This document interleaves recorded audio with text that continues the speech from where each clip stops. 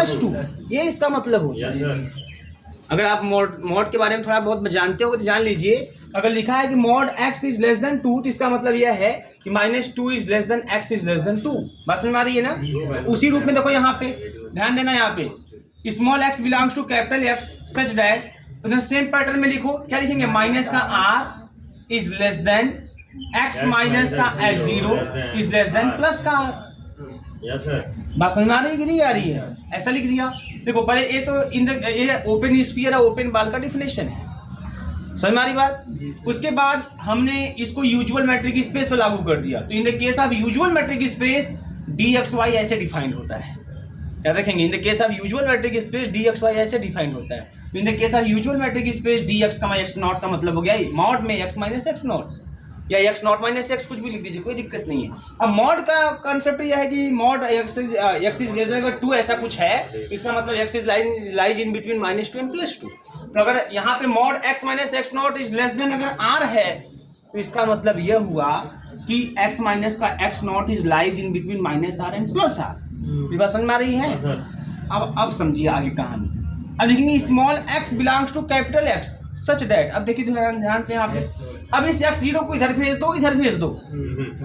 बस समझ में आ रही है ना? एक बार इनको ले लो, कहने मतलब ये चीज है, और फिर एक बार इन दोनों को ले लो और देखो क्या रिलेशन आ रहा है।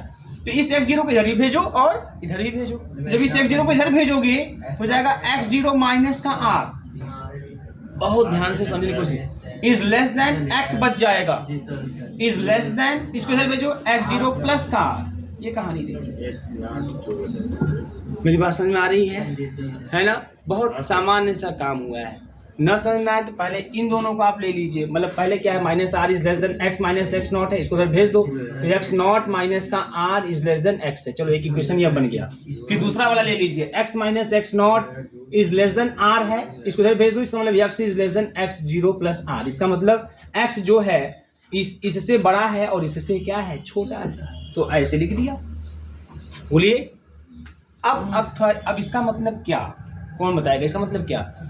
इसमें इस सेट में कैपिटल X के वे पॉइंट हैं, इस सेट में capital X small x belongs to capital X का मतलब क्या, इस सेट में कैपिटल X के वे पॉइंट है जो x0 माइनस r और x0 प्लस r के बीच में लाई कर रहे हैं। इसका मतलब क्या है, ये क्या है, यह open interval x0 minus r कामा x0 प्लस r है।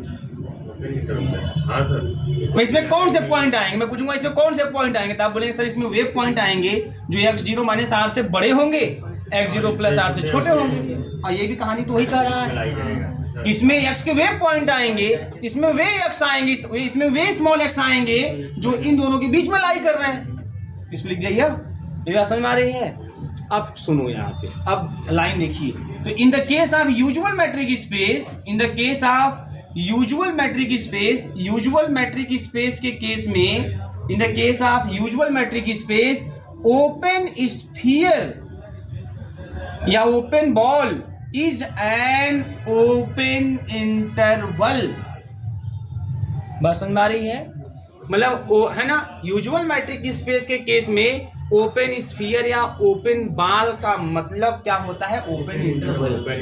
मतलब जब मैं बोलूं कि यूजुअल मैट्रिक स्पेस है और ओपन स्फीयर है, तो ओपन स्फीयर तो स्फीयर मत सोचने लगिएगा। In the case of usual metric space, open sphere या ओपन बॉल का मतलब है ओपन इंटरवल। मतलब बोला जाएगा ओपन स्फीयर ओपन बॉल, लेकिन आप जो बनाएंगे या जो समझेंगे वो क्या, ओपन इंटरवल समझेंगे। मेरी बात समझ में आ रही है? जैसे फॉर एग्जाम्पल अगर मान लीजिए मैंने बोल दिया कि S2 का 2-3 ऐसे बोल दिया, मतलब यहाँ देखो रेडियस है ना, ऐसे लिखा हो, तो इसका मतलब 2 आपका रेडियस और 3 आपका सेंटर, 2 आपका रेडियस 3 आपका सेंटर हो गया। बात समझ में आ रही है? तो ऐसे केस में इसका मतलब क्या, इसका मतलब क्या है, यह ओपन इंटरवल है क्या है, x0 माइनस r मतलब 3 माइनस का 2 और 3 प्लस का 2, ये है इसका मतलब। हाँ सर, बात समझ में आ रही है? मतलब इस S2 3 का मतलब है 3 माइनस 2 3 प्लस 2, ये आपको आना चाहिए। बात समझ में आ रही कि नहीं आ रही है? जैसे SAR इसका मतलब क्या है, सॉरी SR यहाँ लिखे, SRA इसका मतलब क्या है, A माइनस R और A प्लस R, सेंटर में रेडियस किया, इसका मतलब ये है। तो ये आपको पता होना चाहिए कंफर्म एकदम कि इन the case of open usual metric space है ना, लाइन पूरा याद होना चाहिए। ओपन स्फीयर या ओपन बाल का मतलब होता है ओपन इंटरवल। क्लियर है ना सबको? ठीक है, ये कहानी नोट कर लीजिए आप। क्या कुछ लिखे हैं कि नहीं लिखे हैं? नहीं, डिफिनेशन लिखे हैं ना, तो उसके बाद आप लोग यहाँ लिख दीजिए in case of usual metric space, ऐसे डैश मार के फिर ऐसे पूरा लिख दीजिएगा। क्या होगा अगर ऐसा करोगे तो जैसे यहाँ पे क्या होगा, यहाँ पे हो गया 1,5 ना, अगर आप वैसे करके लिखोगे तो फिर क्या होगा 2 माइनस का 3 और 2 प्लस का 3। अब ये -1,5 क्या दोनों सेम है? नहीं ना है, इसका मतलब आप ऐसे नहीं लिखोगे। अगर सेम होता तो आप लिख सकते थे। तो ये आपको दिमाग में बैठाना होगा, पहले सेंटर बाद में रेडियस, है ना। अगर आपको ये नोटेशन में कंफ्यूजन हो तो फिर आप इस नोटेशन का यूज कीजिए, लेकिन पहले सेंटर बाद में रेडियस। ठीक है, चीज़ें क्लियर होनी चाहिए एकदम। अगर ऐसे अगर लिखा है तो समझिए रेडियस यहाँ पे लिखा होता है तो सेंटर बगल में लिखा होता है, ये दिमाग में होना चाहिए। क्योंकि अगर ऐसा होता तो मैं बोल देता आप लोग कैसे भी लिख दीजिए, लेकिन ऐसा नहीं है। ठीक है ना, क्योंकि ऐसा आप देख रहे हैं कि ऐसा करने पर आपको उल्टा उल्टा मिल रहा है। ये दोनों इंटरवल अलग अलग हैं, ये दिमाग में आपको होना चाहिए। सर ये जानने का मतलब जैसे रेडियस बड़ा हो सकता है कि नहीं, इसी सवाल सेंटर और रेडियस से कोई फर्क मतलब ही नहीं है। सेंटर आप किसी को भी कंसीडर कर लो और रेडियस कोई कंसीडर करो, उससे क्या फर्क पड़ता है कि सेंटर रेडियस से बड़ा छोटा क्या मतलब है। ऐसे मान लो सेंटर मान लीजिए हमारे पास 4 है, ये रियल लाइन है, सेंटर हमारे पास 4 है, यहाँ सेंटर है और रेडियस 2 है तो नहीं बन जाएगा, है ना। तो उससे क्या फर्क पड़ता है। लेकिन याद रखिएगा ऐसे गोला नहीं घुमाएंगे आप ऐसे बनाएंगे। इन द केस अब से अभी यहाँ पे जैसे ये चीज़ है, इसका मतलब क्या है? इसका मतलब यह है अगर मान लीजिए ये आपका x0 माइनस r है और ये आपका x0 प्लस r आ रहा है, तो ओपन स्फीयर क्या होगा? ओपन स्फीयर ऐसा होगा, ऐसा होगा ओपन स्फीयर। ये ओपन स्फीयर है, open sphere is an open interval.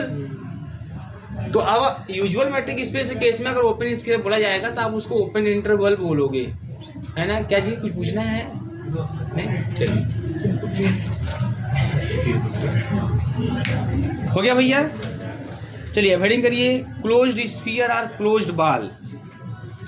Closed sphere are closed बाल,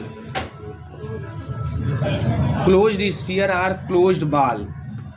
ठीक है, क्लोज्ड स्फीयर आर क्लोज्ड बाल। अब देखो ओपन स्फीयर ओपन बाल और क्लोज स्फीयर आर क्लोज बाल में कोई अंतर विशेष नहीं है, बस थोड़ा सा अंतर होगा। हम क्या करेंगे आप, हाँ यहीं पे less than or equal to लग जाएगा। मतलब अभी तक क्या कर रहे थे कि अभी तक हम वे सभी पॉइंट ले रहे थे जो उस रेडियस से छोटे आ रहे थे। मतलब एक सर्कल या मैं स्फीयर ड्रा करता तो उसके अंदर वाले पॉइंट, लेकिन जब हम क्लोज स्फीयर या क्लोज बाल की बात करेंगे तो उसका जो सरकमफेरेंस वाला पॉइंट है उसको भी कंसिडर कर लेंगे। बात समझ में आ रही है? तो बस ओपन क्लोज वाले में यही लेस देन आर इक्वल हो जाएगा और यहाँ पे ऐसा साइन यूज करेंगे, ऐसा साइन यूज करेंगे, यहाँ पे आप ऐसा साइन यूज करेंगे। बात समझ में आ रही है ना? आप ऐसा साइन यूज करेंगे, इस तरीके का साइन यूज करेंगे और सेम पैटर्न। क्लियर है? और वही चीज जब हम यहाँ चलेंगे इन the case of usual metric space, तब यही जो आपका जो क्लोज्ड स्फीयर या क्लोज्ड बाल होगा वो बन जाएगा आपका क्लोज्ड इंटरवल। क्या बन जाएगा आपका? क्या पॉइंट इंक्लूड हो गया तो closed interval. In the case of usual metric space closed sphere are closed ball का मतलब है क्लोज इंटरवल, है ना। इन द केस ऑफ जो है usual metric space open sphere और ओपन बाल का मतलब है ओपन इंटरवल। क्लियर है ना? इसको लिख लेंगे अपने से आप लोग, सेम पैटर्न लिखना है आप लिख लेंगे ना। बस जहाँ ओपन है वहीं क्लोज लिख दीजिएगा और यही बस यही अंतर आएगा। जहाँ लेस देन है वहाँ less than or equal to कर दीजिएगा। जहाँ आप ओपन वाला साइन लगा रहे हैं वहीं पे आप क्लोज वाला साइन लगा दीजिएगा बस। और सेम पैटर्न यहाँ चलेगा, बस लेस देन की जगह लेस देन आर इक्वल। अगर कुछ नोट करना है नोट कर लो अपने हिसाब से, ठीक है। नोट कर लीजिए, पहले होना चाहिए, कर लेंगे ना। करिए, हेडिंग करिए, neighbourhood of a point. Neighbourhood of a point, neighbourhood लिख लेंगे ना आप लोग। हाँ, नेबरहुड ऑफ अ पॉइंट। देखिए लिख रहे हैं सब कुछ लोग ऐसे लिख रहे हैं, नेबर लगा दे, मैं हुड जोड़ दूँ उसी में, ये नेबरहुड हो गया। अब हमारी हैं? होली बीत गया आप दिमाग है ना। हाँ, पड़ोसी वाला नेबरहुड ऑफ अ पॉइंट।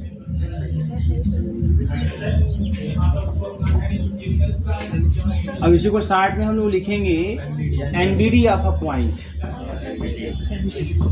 ठीक है, क्यों इतना बड़ा बड़ा लिखने जाएंगे और ऐसा लिख देंगे तो और मैटर फंस जाएगा, है ना। इससे अच्छा है कि हम लोग ऐसे लिखें। तो अब जब भी नेबरहुड बोला जाएगा तो आप लिखेंगे एनबीडी, ठीक है ना। NBD of a point, neighbourhood of a point. किसी पॉइंट का नेबरहुड क्या होता है, ठीक है। आइए उसकी बात करते हैं, किसी भाई पॉइंट का नेबरहुड क्या होता है। देखिए, सबसे पहली बात लेट कर लेते हैं कि X d be a metric space. X d कोई मैट्रिक स्पेस है, X d be a metric space, metric space. X d एक मैट्रिक स्पेस है, ठीक है। And capital A be a subset of capital x.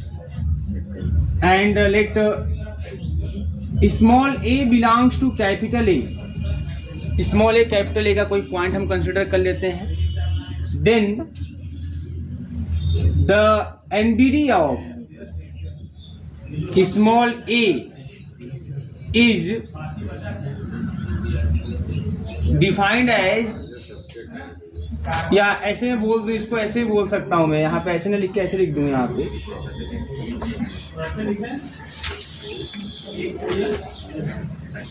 इसको दूसरे रूप में खाली देता हूँ, ऐसे लिखिए। एक्स डी कोई मैट्रिक स्पेस है, ऐसे कर लेता हूँ यहाँ पे, let small a belongs to capital X, ठीक है। Then if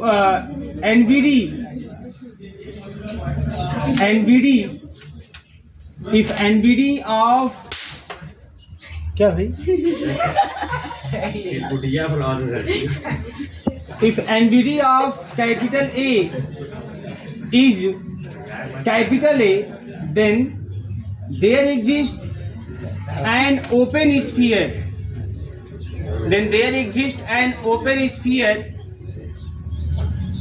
SRX such that A belongs to SRX which is contained in A. ध्यान से बात समझने की कोशिश करिएगा यहाँ पे क्या इसके कहने का मतलब है और क्या है यहाँ पे। और हम ऐसे भी इसको हम चाहें तो यहाँ एक्स बना दे तो और इजीली हो जाएगा आपके लिए। नोटेशन बहुत जरूरी है। स्मॉल एक्स इज कैपिटल है, ऐसे कर लेता हूँ, यहाँ एक्स कर लेता हूँ, कोई दिक्कत, ऐसे कर लेता हूँ, है ना। देखो अब ये समझने और आसानी होगी। मतलब क्या है, देखिए समझिए यहाँ पे एक्स डी कोई मैट्रिक स्पेस है, ठीक है ना। और स्मॉल एक्स कैपिटल एक्स का कोई आपका पॉइंट है। तो अब मुझे इस स्मॉल एक्स का, ये स्मॉल एक्स एक पॉइंट है, मुझे इसका नेबरहुड निकालना है। तो एक्चुअल में नेबरहुड एक सेट ही होता है। देखो ध्यान से इस बात समझिएगा, किसी पॉइंट का नेबरहुड एक सेट होगा। जैसे open sphere is an open interval, लेकिन एक्चुअल में जब हम डिफिनेशन से देख रहे थे तो ओपन स्फीयर मतलब वो भी सेट के बारे में बोल रहा था कि ओपन स्फीयर जो है एक्स के उन पॉइंटों का सेट होता है जिस पॉइंटों का सेंटर से डिस्टेंस रेडियस से कम होता है। बात समझ में आ रही है ना। सभी इंटरवल सेट ही होते हैं। कोई बोले इंटरवल क्या सेट है कि नहीं, हाँ है भाई, इनफाइनाइट सेट है ना। हर एक इंटरवल कैसा सेट होता है, इनफाइनाइट सेट होता है। फाइनाइट सेट इनफाइनाइट सेट अंदर करते हैं आप लोग, तो इंटरवल सेट ही होता है। तो इसमें कोई कंफ्यूजन नहीं कि एक इंटरवल है सर, आप तो बोले इन the case of usual metric space open sphere is an open interval, लेकिन इंटरवल सेट ही होता है। जो डिफिनेशन शुरू में आपको लिखवाया गया था ओपन स्फीयर का, वही लिखवाया गया है कि जो ओपन स्फीयर होता है इधर का एक सेट होता है जो कैपिटल एक्स के उन पॉइंटों का सेट होता है जिसका उस फिक्स पॉइंट से जो डिस्टेंस होता है वो रेडियस से कम होता है। बात समझ में आ रही है ना। तो इंटरवल, सभी इंटरवल जो होते हैं सेट होते हैं, लेकिन सेट इंटरवल नहीं होता। याद रखिएगा, सभी सेट जो है, सभी सेट आप इंटरवल नहीं कर सकते, सभी सेट इंटरवल हो, है ना। अगर जो डिस्क्रीट वाले जो सेट होते हैं वो इंटरवल के भी नहीं हो सकते। जो है ना, जो कंटिन्यूअस सेट होते हैं, जो सेट कंटिन्यूअस हो, है ना, वो इंटरवल हो जाएगा। जैसे set of real number, set of real number और सेट ऑफ रियल नंबर वो इंटरवल है। सेट ऑफ रियल नंबर क्या है, इंटरवल है। क्या, कहाँ से कहाँ तक, बहुत बड़ी बात, ध्यान समझिए, छोटी छोटी बातें हैं लेकिन सब आपको आना चाहिए, है ना। सेट ऑफ रियल नंबर जो होता है, सेट है, यह इंटरवल है, ये इंटरवल है। बात समझ में आ रही है? क्योंकि क्यों? क्योंकि सेट ऑफ रियल नंबर जो होता है उसमें ब्रेकिंग नहीं होती है, वो कंटिन्यूअस पॉइंट्स कंटेन करता है। ये बहुत ध्यान समझिएगा, वो कंटिन्यूअस पॉइंट कंटेन करता है। वहाँ पे ऐसा नहीं होता कि एक पॉइंट आ गया फिर गैप हो गया फिर दूसरा पॉइंट, ऐसा नहीं होता है। वहाँ लगातार पॉइंट आपको मिलेंगे। कहीं ब्रेकिंग होता है बताइए? रियल नंबर में लगातार पॉइंट मिलते हैं आपको, कहीं ब्रेकिंग नहीं होती है। नेचुरल नंबर में जाओ, एक के बाद सीधे 2 आता है, ब्रेक हो गया ना। 1 2 के बीच में तो बहुत से पॉइंट, बहुत से इनफाइनाइट रियल नंबर होते हैं, पता नहीं कहाँ है, मतलब है ही नहीं वहाँ पे। सीधे 1 के बाद 2, 2 के बाद 3, है ना, वहाँ ब्रेकिंग होती है, तो उसको उधर डिस्क्रीट, वो डिस्क्रीट पॉइंट रखता है। Set of natural number, set of whole number, है ना, सेट ऑफ इंटीजर, ये सब डिस्क्रीट पॉइंट कंटेन करते हैं। बात समझ में आ रही है? तो सेट ऑफ, इसी तरह से सेट ऑफ रियल की बात करेंगे तो ये आपका कंटिन्यूअस पॉइंट कंटेन करता है। बात समझ में आ रही है ना? तो हर एक इंटरवल जो होता है वो सेट होता है, लेकिन हर एक सेट इंटरवल नहीं होता है। वो सेट इंटरवल के रूप में आएगा जो सेट कंटिन्यूअस पॉइंट कंटेन करेगा। ऐसा रियल के केस में आपको देखने को मिलेगा। बात समझ में आ रही है कि नहीं? रियल के केस में देखने को मिलेगा ऐसा आपको। इसलिए देखिए, तो रियल को आप ऐसे लिखते हैं, कंफर्म है ना? यहाँ पे ये चीज़ आपको पता होनी चाहिए। तो देखिए वही चीज़ है यहाँ पे कि जब भी आपको नेबरहुड की बात, जैसे आपको ओपन स्फीयर में बोला गया, तो वो एक सेट ही होता है। ओपन स्फीयर भी एक सेट होता है ना। जब हमने देखा in case of usual metric space वो कैसा सेट होता है, तो हमने देखा कि भाई वो कोई सर्कल या कोई स्फीयर नहीं होता है, और कोई सेट होता है, लेकिन कैसा सेट होता है, वो इंटरवल के रूप में होता है, इनफाइनाइट सेट होता है। ऐसा सेट होता है जो कंटिन्यूअस पॉइंट को अपने अंदर क्या करता है, कंटेन करता है। तो in the case of usual metric space open sphere is an open interval, आपने देखा। तो नेबरहुड किसी पॉइंट का जो होता है, किसी पॉइंट का नेबरहुड, वो भी एक सेट ही होता है। वो भी क्या होता है? एक सेट होता है। तो वही चीज है कि एक्स डी भी मैट्रिक स्पेस, और स्मॉल एक्स कोई कैपिटल एक्स का कोई पॉइंट है। अब मुझे इसी स्मॉल एक्स का, बहुत ध्यान से बात समझिए, क्योंकि अभी आगे मैं इतना एग्जांपल दूंगा कि आप पागल भी हो जाएंगे। हाँ, लेकिन समझेंगे तो आपको बहुत मजा आएगा उस एग्जाम्पल को समझने में, उस एग्जाम्पल को करने में। और नहीं समझेंगे तो आपके लिए बहुत भारी हो जाएगा, बता दे रहे, है ना। अब ये पॉइंट हमारा है, अब इसका नेबरहुड मुझे निकालना है, मतलब मुझे एक सेट फाइंड करना है।